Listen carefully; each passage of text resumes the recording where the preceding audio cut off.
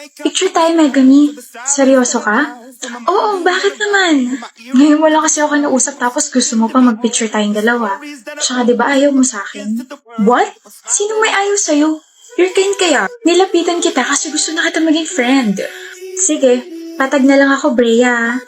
Isasend ko to sa boyfriend ko. Sasabihin ko, may bago na ako kaibigan. Bakit hindi mo pa pinipindot? Bakit nag-ayos ka ng buhok? Huh? Bakit nung na-mention ko na isasend ko to sa boyfriend ko, bigla mong inayos buhok mo? Tapos yung ngiti mo naging pabebe? What do you mean by that? Initial reaction yun kapag magpipicture. Shut up! Initial reaction? Huwag mo sabihin sa akin na nagpapaganda ka para sa boyfriend ko. Para magustuhan ka niya, Megumi. Hindi ko talaga magets point mo. I just lightly fix my hair and smile. Bobo ka kasi kaya hindi mo magets. Nagmamaang-maangan ka pa. Iniisip mo siguro na mapapansin ka niya, no?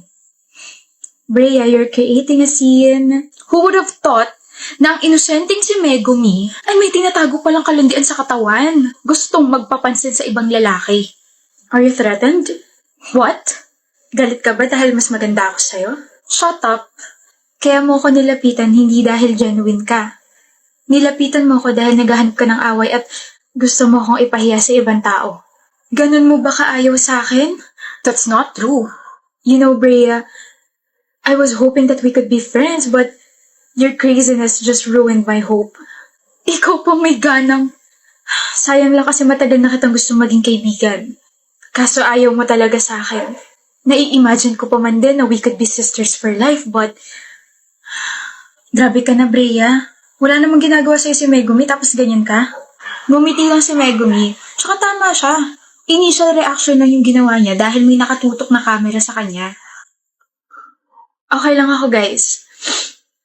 Brea, gusto ko malaman mo na initial reaction lang talaga yung ginawa ko.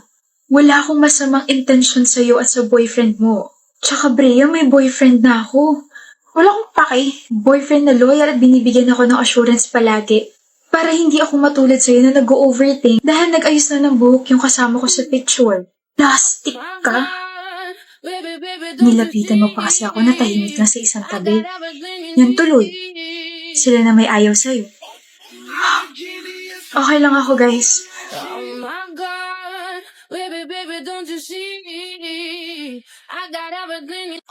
Excuse me po mga ma'am, huwag po tayo masyadong maingay kasi may mga nag-aaral po tsaka may iba pong tao dito sa coffee shop. Salamat po. Look! Paul, huwag ka kasi maingay. Kanina pa tayo ng CCT. Bakit ba gusto ko mag-ingay? Public place naman to. Picture mo na kasi ako. Yung maayos huwag naman yung blurred. Saan ba ka ito pipicturan? Dito sa may tabi na upuan. Layuan mo bakas! Ikaw kaya lumayo, Fina. Ang sigit na dito sa pwesto ko. Malit naman kasi nitong coffee shop na to, ikairita. Aray! Ano ba? Uy! Oh. Miss, hindi ka ba magsasorry? Ako na yung nasaktan, ako pa yung magsasorry. Ikaw yung nakatama sa kanya eh. Di sana hindi kayo dyan pumwesto. Uy, Fina, ano ka ba? Magsorry ka na lang. Kim, okay lang. Hayaan mo na. Oh, hayaan naman pali. Di tapos ang usapan. Kas, picture mo na kadali. Hayaan? Kanina pa sila magulo, Sere. Excuse me? Magulo? Nasa public place tayo. Hindi ba pwede magsalita? Magpicture? Nagsisigawan na kayo simula kanina pa. Ingay-ingay nyo, lalo ka na. Hindi nyo ba nakita yung sign sa counter na huwag masyadong maingay dahil may mga nag-aaral at nagre-relax dito? Be considerate naman mga miss. Tama mo sinabi, sorry. Huwag sa akin. Mag-sorry ka sa girlfriend ko. Sorry miss ha.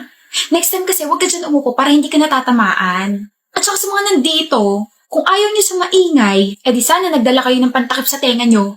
Ano ba, Fina? Mahiya ka naman. Tayo yung mali. Mag-sorry ka na lang ng maayos. Ano ba? Miss, I think you should leave this place para hindi ka na makaabala pa. Aalis na po kami. Sorry sa abala. Sorry po if natamaan ka ng friend ko. Ay, wow.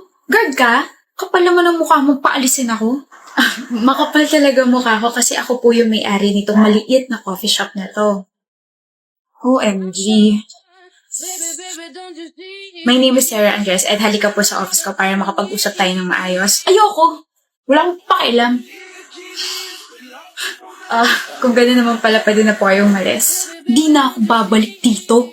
Mas maganda nga po siguro kung hindi na po kayo bumalik dito para wala na kayong maabala ng mga customers. And sana makapag-reflect po kayo na hindi lahat ng pinupuntahan yung lugar ay pwede na po kayo sumigaw ron at pag-ingay. Papangit ninyo. Liga na nga! Sensya na talaga. Have a nice day. Sa mga nandito po, pasensya na po talaga. Okay ka lang, mahal? Oo. Ganda ng ngiti natin, Bianca. Ano meron? May number na ako ng crush ko. Well, yup. Paano mo nakuha? Video yata to. I find ways, ganon. Oh, selos ka? Ako? Magsaselos?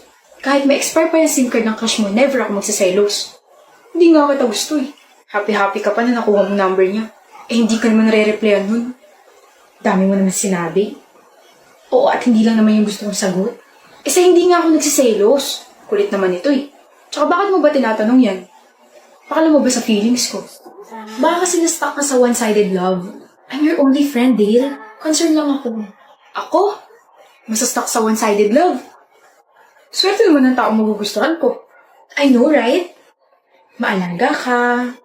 Gwapo. Pogi. Gwapo. Pogi ulit. Hoy, talino ko. Minsan kasama ako sa top 5. Madalas nga lang patapon. Okay lang yan. Rest in peace na sa namayapa mong grades. Bahala ka nga, Bianca. Pero alam mo, kaugali mo yung crush ko. Baka crush mo. Anong ikaw? Ang kapal naman ng mukha mo. Ikaw? Magiging crush ko? Pwede. O Bianca, wala ako sa mood makipagbiruan ha. Ayusin mo yung mga pinagsasabi mo at baka mauto ako. Kapag ba tinext kita, re-replyan mo ako? Oo naman. Eh bakit sabi mo kanina hindi ako re-replyan ng crush ko? Eh kasi nga. Huh? Ano? Teka. Naguluhan ako bigla. Nagpalit ka ng number, di ba? I-blackmail ko yung kapatid mo para makuha ko.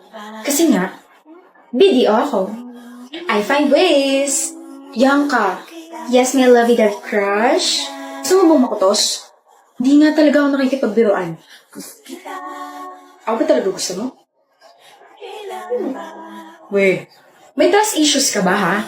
Gusto mo ba ako na yung manligaw para maniwala ka? Bianca! Ano? Ba't ka sumisigaw? Gusto kita. Dale! Ano? Gusto rin kita.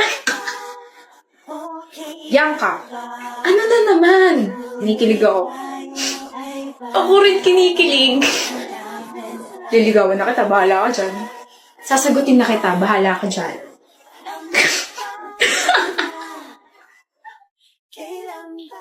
Here's my resume po. Nomi? Sit down. Nomi, ikaw ba yan?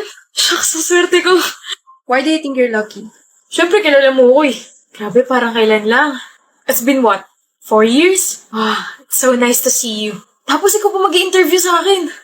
Mr. Fontanilla, tell me about yourself. Kailangan pa ba yun? Kilala mo na ako eh. Tsaka tayo lang naman nandito. We don't have to pretend. You don't need to interview me. What are your weaknesses? Okay, fine. I'm gonna answer your questions para magmukhang professional tayo rito. Pero alam ko tanggap na ako. Weaknesses? Nothing. I have all the qualifications na kailangan ng kumpanya.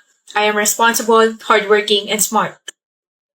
Why should we hire you? I know I will be the biggest win in this company. And I know I can do a great job. Thank you. We will contact you. Wait. I'm not hired, Nomi. Mr. Fontanilla, we will contact you. Bakit? Alam mo naman matalino tsaka responsable ako. Why am I not hired? Alam ko na. Is this about me rejecting you years ago? Gumaganti ka ba? Excuse me? Umamin ka sa akin dati pero nireject kita sa maraming tao. You even cried and walked out. Then ngayon nagkita tayo. At kaya hindi mo ako tinanggap sa posisyong ina-applyan ko ngayon dahil gumaganti ka. You are including your personal feelings here. You're talking nonsense. Ano? Gusto mo tayo na para hindi ka na dyan nagmumukmok? Na-reject lang kita dati tapos ganito igaganti mo? It's been years. No. Alam mo, I demand na iba na lang mag-i-interview sa akin. Bilis! Walang nag-i-interview, Mr. Fontanilla. Wala ka nang magagawa ron. And I believe na kahit magpumulit ka dyan, the decision will still be the same. Now kindly leave because I still need to interview some applicants. This company needs me. Be professional naman, Nomi. You're the one who's not being professional. You're the one who assumed na kaya ka hindi tanggap dito dahil you rejected me years ago. When in fact, I already moved on. Ikaw na rin ang nagsabi na it's been years. So why should I be bothered? I'm just doing my job here. Hindi eh. Umpisa pa lang, you already lost your chance. You brought your personal feelings by calling my first name and telling me that it's been a long time since we saw each other. Second, your answers are not convincing at all. You didn't give me any specific answers. Nomi, sa madaling salita, you are not qualified for this position. And it's Miss Nomi Maniago, Mr. Guy Fontanilla. You may now leave. Why are you still sitting there? Do you want me to call the security or what? Alis na. Next, please.